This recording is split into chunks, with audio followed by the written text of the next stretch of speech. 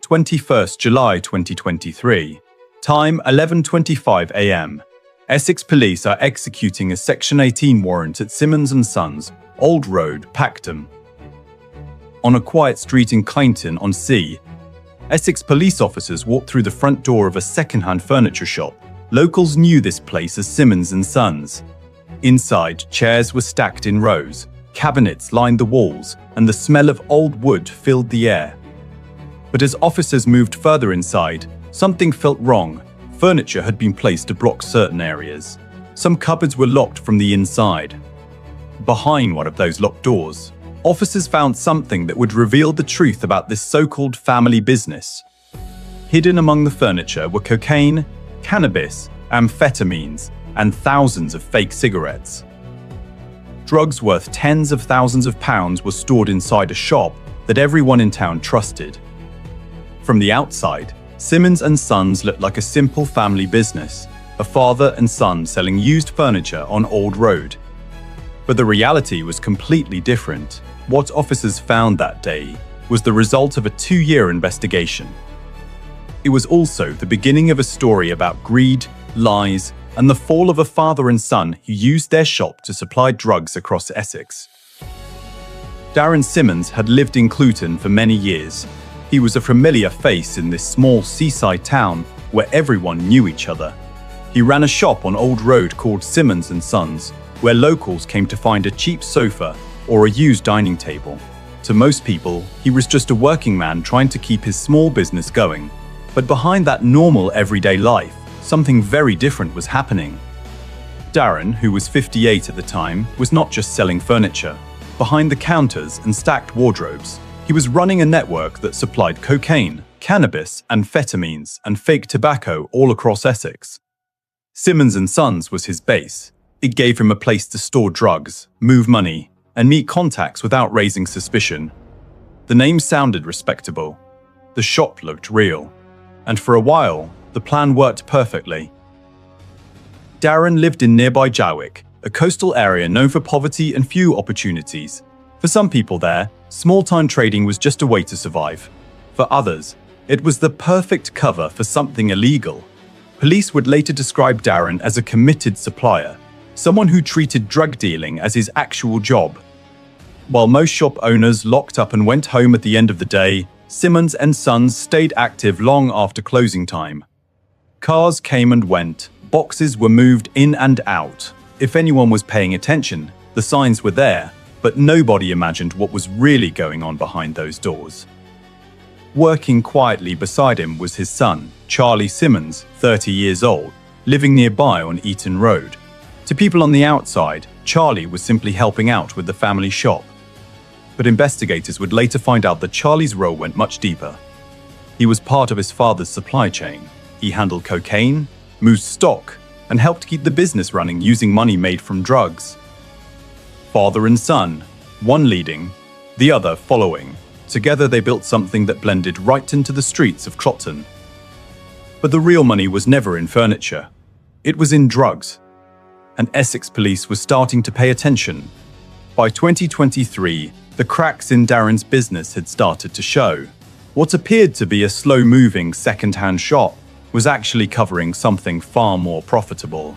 Behind locked doors, officers would later find stock that never appeared on any invoice.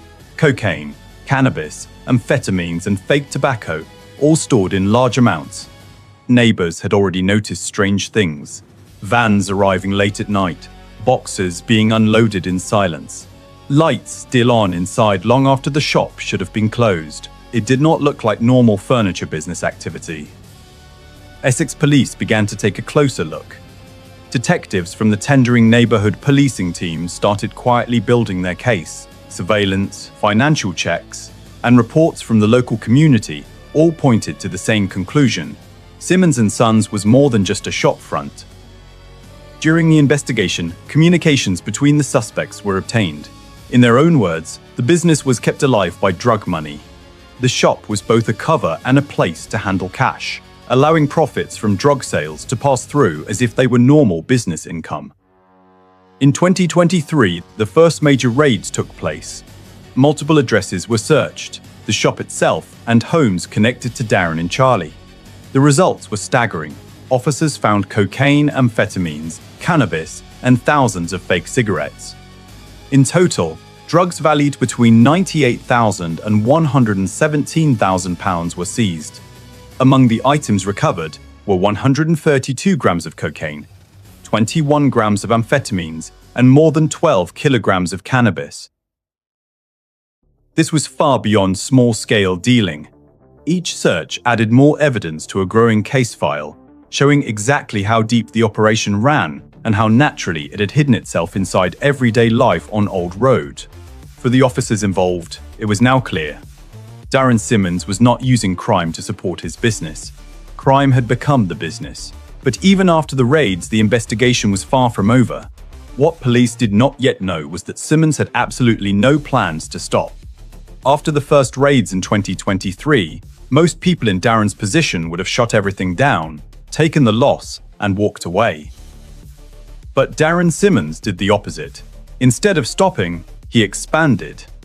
The investigation showed that he turned his secondhand furniture shop into a full distribution point for Class A, B, and C drugs.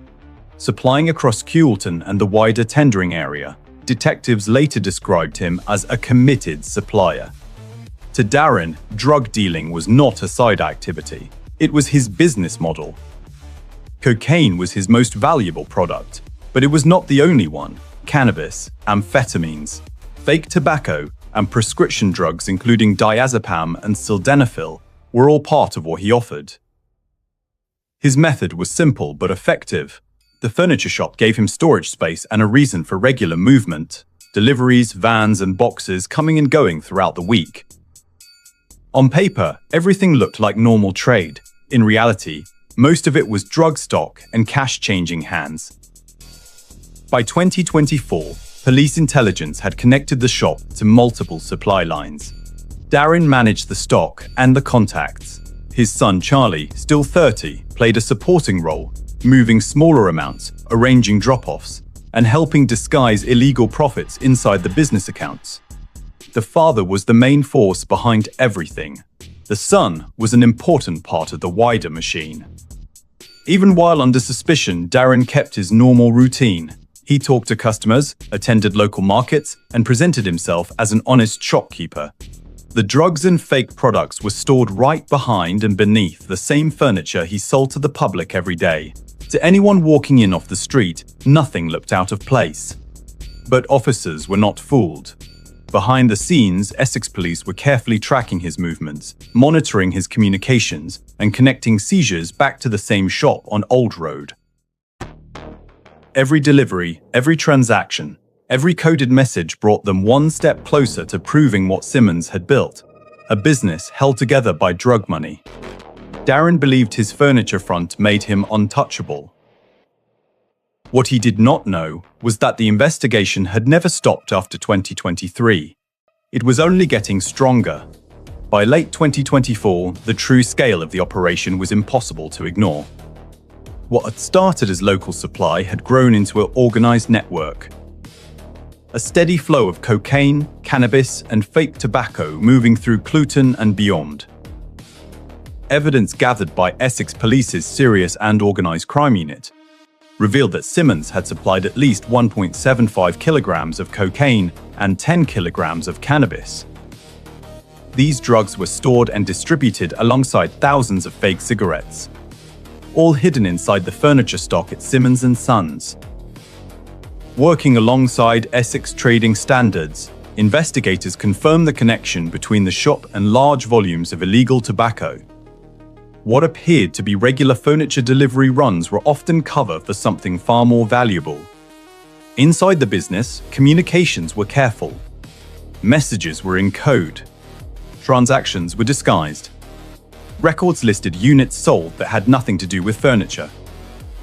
Cash moved through back rooms while official paperwork showed only second-hand goods. Despite his growing criminal success, Darren continued to act like a modest local shopkeeper. He greeted regular customers, maintained his local connections, and appeared in public as the same familiar face Clacton had known for years. It was a life built entirely on appearances. But as profits grew, so did attention.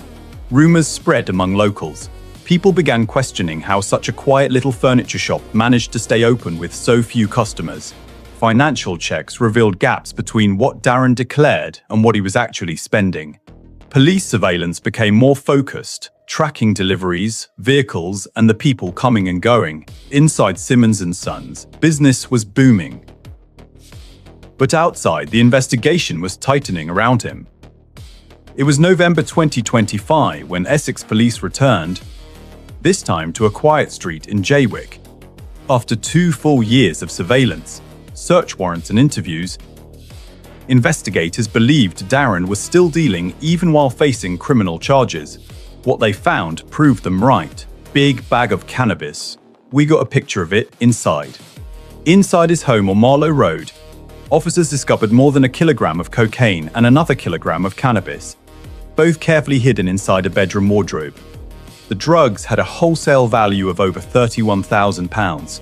It was the clearest proof yet that Darren Simmons had no intention of stopping. Even after his earlier arrests, even with charges already against him, he had carried on as if nothing had changed. To investigators, this was the picture of a man who saw drug supply not as a risk, but as a normal part of daily life. The warrant at Marlow Road was part of a coordinated operation run by both the serious and organised crime unit and the local tendering policing teams. According to PC Alan Williams, who worked directly on the case, these were difficult searches, the result of weeks of planning and close teamwork across multiple departments. Hours later, Darren Simmons was found at a relative's address and taken into custody for the very last time. The confidence he had carried for years was gone. What had started as a business hidden behind furniture had finally collapsed into a long list of criminal charges. For the first time, he could no longer hide behind the name Simmons & Sons. On Friday, the 13th of February 2026, the case against Darren and Charlie Simmons came to an end inside Chelmsford Crown Court. After years of investigation, searches and evidence gathering, the father and son, who once ran a quiet furniture shop in Colton, stood before a judge to face the consequences. The charges were serious. Darren faced 2 counts of being involved in the supply of cocaine, 2 counts related to cannabis, and 1 count each for amphetamine and cannabis resin. He also admitted to holding counterfeit goods, the fake tobacco and cigarettes seized during the earlier raids. His son Charlie admitted to 1 count of being involved in the supply of cocaine. His role was smaller, but it directly tied him to his father's operation. His Honour Judge Sawaya described cocaine supply as a serious problem for Essex, saying that addiction fuels crime and causes real damage to communities. He called Darren Simmons the driving force behind the entire operation, a man whose attitude toward drug dealing was, in the judge's own words, deeply entrenched. Addressing the son, the judge accepted that Charlie had played a lesser role. He described him as an important part of the wider machine, but acknowledged that Charlie had since tried to change his life and move away from the path his father had set. Darren Simmons was sentenced to 6 years and 8 months in prison. His son Charlie received a 2-year sentence, suspended for 2 years, along with 200 hours of unpaid work and 6 months of GPS monitoring. Following the sentencing, Essex Police moved to recover the profits made through the operation under the Proceeds of Crime Act. Every asset and every pound earned through drug supply was examined. Chief Inspector Stuart Austin later made it clear, those involved in this kind of activity will always be looking over their shoulders. The impact of this case went far beyond the Simmons family. In 2025, the expanded neighbourhood policing team solved 2,700 more crimes than the year before and secured over 15,000 charges. Partnership work with trading standards, organised crime units, and local officers strengthened law enforcement across the whole of Essex. For people in the local community, the truth was a real shock. A shop they had trusted for years had been hiding cocaine, cannabis, and fake goods the entire time. The father and son who greeted them with a smile were the same people running a large drug supply operation behind the scenes. It was a reminder that crime can hide in plain sight, even on your local high street. For years, Darren Simmons sold furniture by day and cocaine by night. His son followed his lead. Until the day the doors of Simmons Sons closed for good, and Essex Police finally brought their operation to an end. It makes you wonder how many other local shops might be hiding the same secret. What do you think about this case? Did police make a mistake by letting him go the first time?